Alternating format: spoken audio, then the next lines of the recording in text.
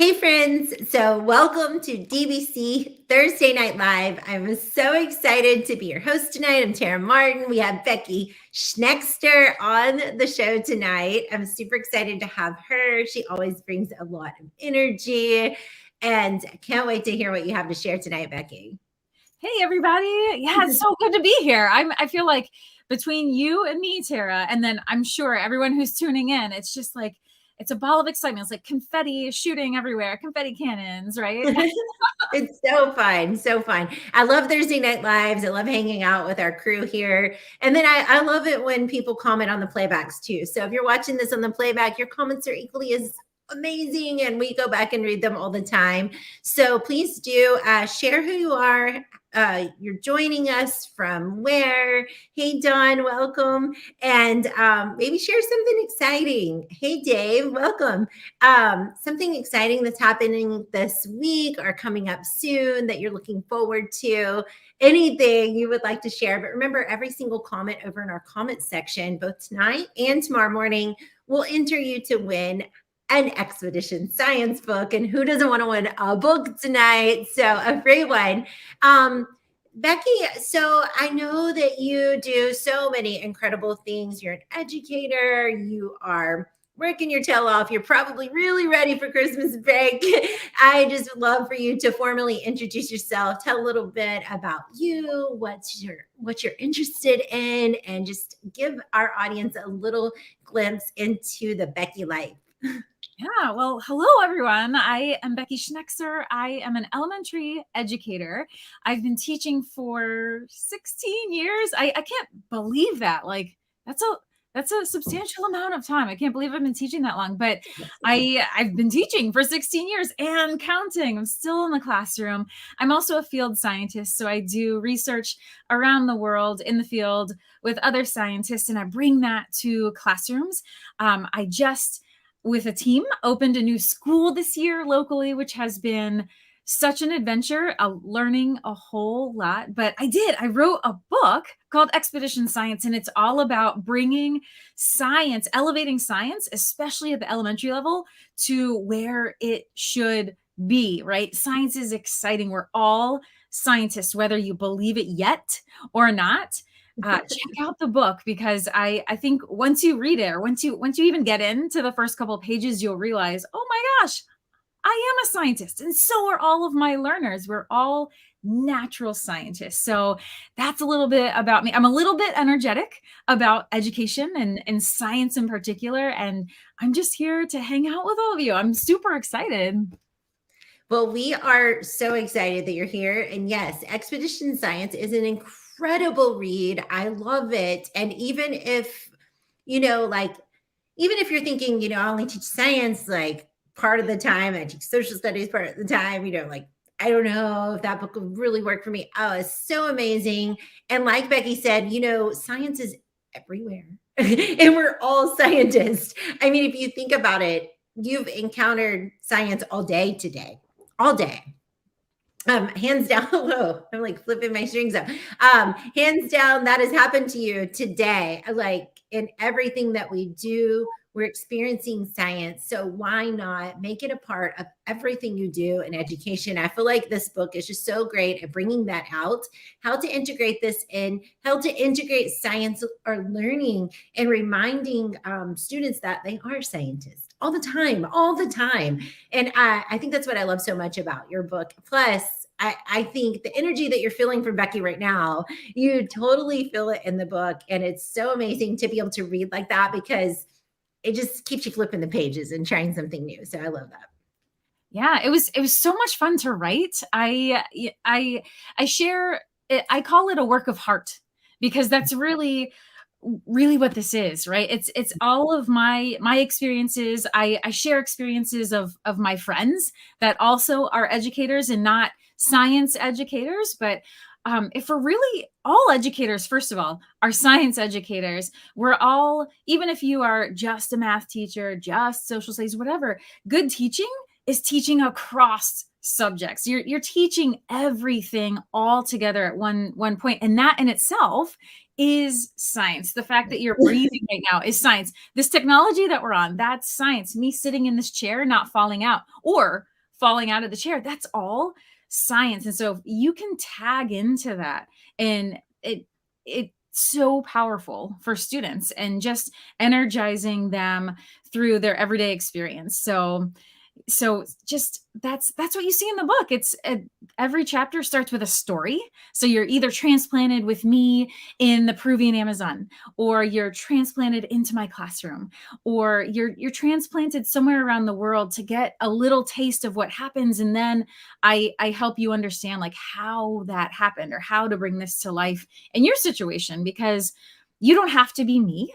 And I don't want you to be, right? How boring would that be, to be 100 of me, right? I need you to be you, and see what you can take and how you can use this and inspire yourself, or inspire your scientists to continue learning about science and to continue being scientists themselves. So very, very, very fun. And the cover, like, look at that art. What? That's So beautiful. fun. So beautiful. I love this cover. And every single piece is like an Easter egg into the book. And I love that too. So much fun. So much fun. We've just absolutely loved having you as a part of our team, Becky. And if you're not already convinced that you're a scientist, well, you will be after this, because truly everything we do and everything we talk about, and you'll hear people all the time say, storytelling is a science, teaching is a science, this is a science. And everything is like she said, everything we do is a science. There's science, And so, Becky, I know that you are going to share with us a little bit tonight, and I would love for you just to take over. We usually just share anything that you have on your heart, that you're passionate about, that you feel like might help others in their work, in the field, or just inspire them as they're headed into the break. And I'm just going to let you take over. And then at the end, we have some special announcements. So don't leave us. We do have some special announcements at the very end. So I want you to be a part of that as well. Yeah, don't leave. Don't leave. Don't leave us. Yeah, I would love to share with you all just something. It might be easy, or it might be a little difficult for you to do, but it's an idea to incorporate science in all of the subjects. And something very, very easy to do is to utilize the outdoors. And so I know a lot of times we're changing seasons right now. So Tara and I were talking before we went live about, oh my gosh, yesterday it was 34 and today it's 70 and tomorrow it's going to be 45. And the fluctuating temperatures can be frustrating, but we can also take advantage of those. Or maybe you're in a location where it's starting to snow, or even just flurry outside. And I think sometimes our initial reaction when we see something like that outside of the window of our classroom, or maybe there's a bird that's acting crazy outside, or maybe, oh, there's a stray cat that walks along the sidewalk outside of your classroom, your first reaction is to do what? Close the blinds, right? Cover it up, put a poster over that. Nobody look outside. We've got to do this lesson over here. But if you can take advantage of that, what's happening outside, whether you go for a walk outside, or, oh my gosh, it's starting to flurry outside. All right, you know what? That's got your attention. Let's turn our attention to that window rather than try and block some of those things out. So taking advantage of situations that are happening. If there's a stray cat walking outside, oh my gosh, what kind of cat is that? What colors does it have? Could we create a story? Could we pretend to be the cat and tell the story of walking by the schoolhouse? Can we pretend that we are, or can we, as the students in this classroom, tell the story of the cat walking by outside? Can we make something up, or can we be just factual? That is a tabby cat. And I know it's a tabby cat because it has these colors. Oh, I wonder, is it male or female? How would we find out? Oh, now we have a research project on our hands. Oh my gosh, there's a cat out there. What else is outside of the door? Do you see a bird flying by? Oh my gosh, one cat. We just saw 3 birds. Oh my gosh. Oh my goodness. Now the cat's being chased by a dog. Okay, 1 cat, 1 dog, 3 teachers, or 3 teachers. Oh my gosh, 3 birds flying outside. Oh, 5 teachers getting a little bit antsy because the kids are paying attention to outside, right? That's math. We're now collecting a survey. Can we graph that data? Can we make predictions based on that data? What can we do with those numbers? Can we turn that into a story? So there's lots of different things that you can do in taking advantage of the outdoors. Or one thing that I like to do with my students, and my students now beg, can we go outside right now? I'm like, yes, of course we can. But tell me what we're going to do. We like to go on sensory walks. So as we're walking outside, what do you see? What do you smell? What do you hear? What do you feel? And they record these observations. And then oftentimes I leave it open-ended. And I say, what are you going to do with all of this? Sometimes they write poems. Sometimes they're just counting what they see.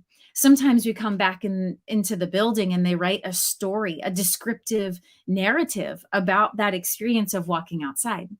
I can tell you just recently on one of these sensory walks, my student, I didn't even see this. I'm a field scientist and I didn't even notice this, but my students, one of them saw insect eggs on a tree that's right outside of our school building. And so every day, what are they asking to do? They're asking to go outside and look at those insect eggs again. And it just so happens that 2 days in a row, we went outside, we kept visiting those insect eggs. We were estimating how many there were. They had to tell me their estimate. They had to tell me their strategy for that estimation. Then we tried different ways of actually counting them. And insect eggs can be super, super teeny, like less than a millimeter in size, which is really small. So we worked a lot of estimation, but 2 days in a row, when we went outside to check on our baby insect eggs, we caught them actively hatching. Oh my gosh, what can you do with that? Can you tell a story? Can you use your math in a different way? Can you research? Oh my gosh, now we can find out what type of insect that was if we see it hatching live. And imagine the excitement when those things get stuck in my hair and they have to get them out, or they have to play with my hair. And then, oh my gosh, what's the texture of Miss Becky's hair? Because they call me Miss Becky at school. Oh, that's really soft. What did the insects feel like? What does your hair feel like? Ooh, was it easy to get them out? Was it difficult to get them out? Now, can we tell the story of what happened when we found the insect eggs and they started hatching and they got in Miss Becky's hair and that adventure that we went on? So there's so many things that can literally and figuratively spider web out of just being outside. One of my favorite and simplest things to do outside is called a biodiversity survey. And that's just a fancy way of saying what lives outside. And you're just counting them. You can be super specific. You could say, oh my gosh, we're going to focus today on trees. How many trees? What types of trees are there? How old are those trees? What lives on those trees? What lives around them? So you're doing a lot of counting, or you can leave it open-ended. What lives on our campus? And then, oh, there are 10 trees. We found 6 different spiders. Oh my gosh, and those spiders had big egg sacs hanging out there. I wonder how long an egg sac takes before it hatches. Oh, I wonder what type of spider that was. Are spiders insects? I don't know. And you start just literally then weaving and webbing out into all of these different opportunities. I wonder if this type of spider species here on my campus is found. Ooh, where is a place exotic that I'd like to travel? Maybe Galapagos. Are there spiders in Galapagos? I don't know. Where is Galapagos? What country is that in? Where is it found on a globe? So then you start talking about geography. Right? So there's so many different things you can do. And if you go out and you do these types of observations, your students then become storytellers. They become documenters. They start thinking about, oh my gosh, yes, that's exactly right, Dave. Weaving and webbing out. A pun perfectly intended. But then your students start asking questions. And that in itself is what we want in education, right? I don't want to tell you everything I want you to know. I want you to ask questions and be curious. I want you to think about what you're seeing and what that means and what you can do in response to it. So all of these experiences using the outside can be so powerful. It is what you make of it. And you don't have to have a dedicated outdoor space. The school that I'm in right now, no dedicated outdoor space. It's a sidewalk next to a busy street.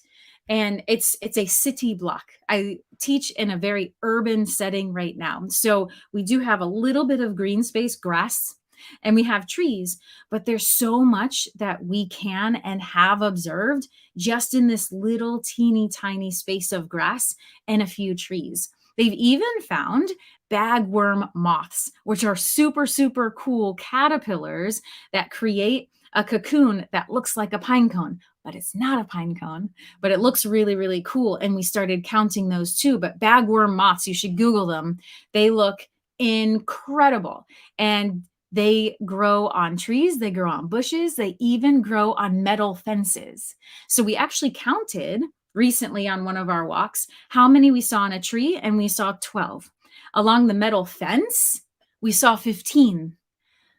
That's interesting. And that starts making you think about more questions. Why would I, as a bagworm moth, put my cocoon on a fence? Why would I put it in a tree? Why would I put it in a cherry tree, not in an oak tree?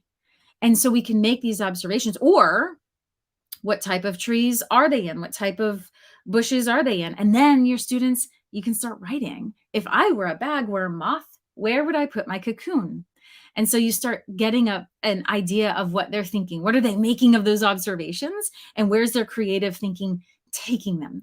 So there's a lot of things that you can weave in from just one simple experience. Or if it's not safe for you to go outside, maybe it's too cold, maybe it's too hot, maybe the location that you're in is too dangerous. It's okay. You probably have windows to look out of, like I was alluding to before. There might be a distraction outside, but rather than seeing it as a distraction, use it to your advantage. So snowflakes are falling. What math can I do with that? If Dennis Sheeran is watching, he'll tell you that snowflakes are hexagons. That's geometry. So are they really hexagons? Can we collect some of those snowflakes and look at them under a microscope?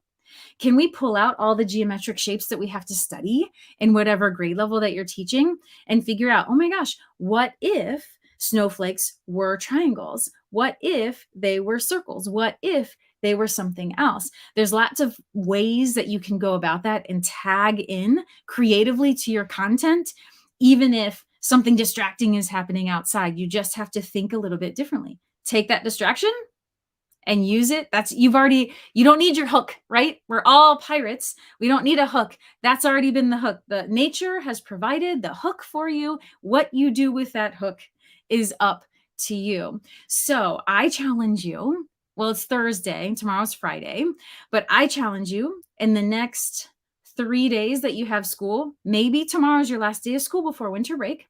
That's fine.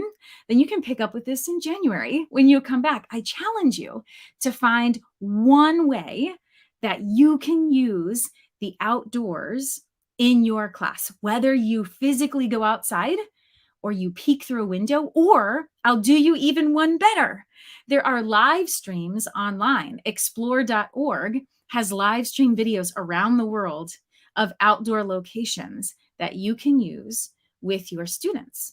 Or if you check out outdooreducationcollective.com, there's tons of free resources to help you move your instruction outside. Lesson plans, videos, all kinds of things that you can tap into to bring the outdoors in or bring yourself outdoors. So that's your challenge, my friends. And I want you to tell me in the comments or tag me online. This is how I use the outdoors. Snap a picture. That's even better. And there might be a freebie in there from me if you prove that you use the outdoors in your education.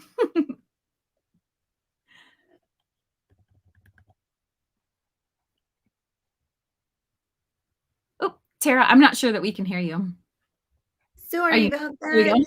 It's the story of 2020, 2021. You're on mute. Oh, my bad. What was that last one? Was it outdooreducationcollective.com? Yes.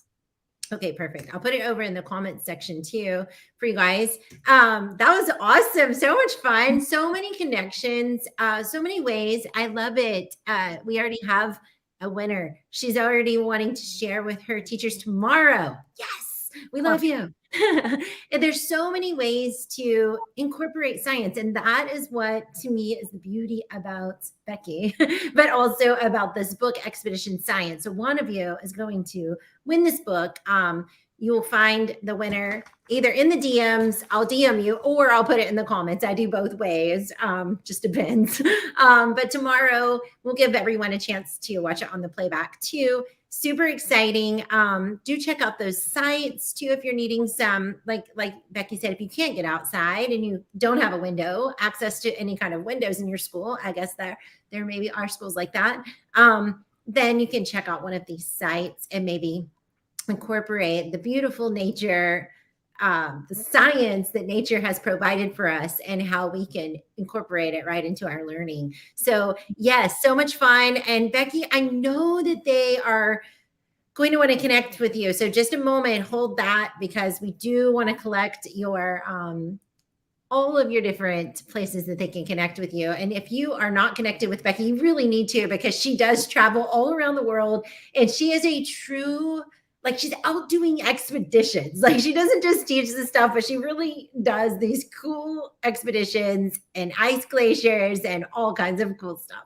So before we move there, though, I do want to announce that we do have a 7-day giveaway going on right now with DBC Inc. So if you're not a lucky winner of this book, don't worry. Just go over to Twitter and follow us at DBC_Inc. You just have to respond to the daily prompt. I think today's prompt is like, what's your favorite holiday snack or drink? I mean, all the prompts are super easy. It's nothing you have to think about. We know teachers are wiped. They don't want to think about something really hard.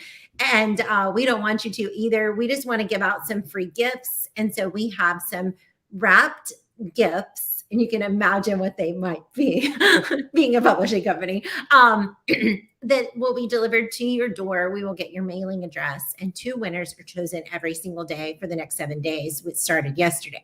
So it'll end next Tuesday. So you definitely want to join in on the giveaway. There's a lot of books, including Expeditions in Science could possibly be your book, but it's a surprise book. We have a fun way of choosing the book for you. And it involves like looking at your profile and kind of just, if it's somebody we've seen in TLAB, or even if it's not. Today, our winner, we didn't know her at all. It's just randomly chosen. And we found a couple of books we think she'll really love. So we sent those out today, but they'll be sent out every single day. So you don't want to miss that 7-day giveaway. Just go over to at DBC_Inc. Sorry, that was a long announcement. One more long announcement, I'll be done. Sorry. We have a free webinar coming up on Monday with Jill Seiler. So you definitely want to sign up for that if you're looking to increase your impact in any different way in your work world and your professional life or your personal life. You want to sign up for that. Dave will be hosting it. So Dave and Shelly actually will be hosting it. So you definitely want to check that out. Also, last one is I do Treat a Teacher Thursday every Thursday, and I haven't had an opportunity to treat my teacher today. Sometimes I deliver something special to a local teacher. Sometimes I do stuff that's online, but tonight I wanted to treat you, Becky, to Treat a Teacher Thursday. So I will be getting your information after the show, and hopefully I can Venmo you or send you a Starbucks gift card or something to help brighten up your winter break that's coming. So, oh my God. Well, thank you. I was not expecting that at all. Well, I needed to give it away, and I'm super excited. I couldn't get out to deliver anything to teachers today, so this is just as good. Oh, thank you. Awesome. So we do want to get Becky's information. I know Dave has dropped a few of them over in the comment section, but if they want to connect with you, Becky, and they definitely do if they do an outdoor activity or they connect outdoor science into their learning, how can they do that? Yeah, so my handle on Twitter and on Instagram is just my last name. So it's just Schnekser, SCHNEKSER. You can always put a comment here in this video. And if you just tag my name, you just put @ and then start typing my name, it should pop up. And I'm going to come back and check. But anywhere that you tag me, Instagram, Twitter, here on Facebook, I will read it. And there will be something that shows up for you. So you're definitely going to want to share how you've been using the outdoors or how you plan to use the outdoors, and bonus points for pictures. I think you get a bonus extra special thing if there's a photo evidence There you of go. you being outside with learners. So how about that? I love it. I love it. And photos help on all those giveaways on Twitter too, because I just scroll down the comments like this, like 5 scrolls or 3 scrolls, or I'll get my husband to pick a number and that's how many scrolls. And then I stop. But if you have a picture, it kind of gives you a little more space. So, I mean, just FYI, I think it's just a great way. Insider info. That's good. Just a little tip on how you might win.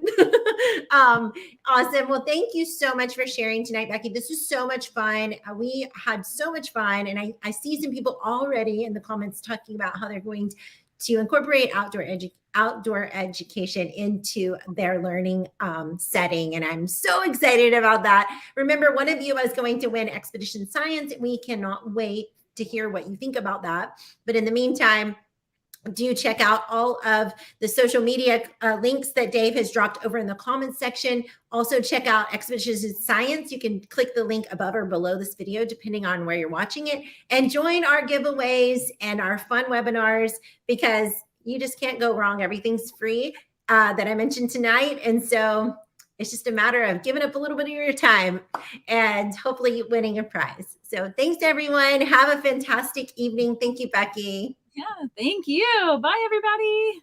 Bye, everyone.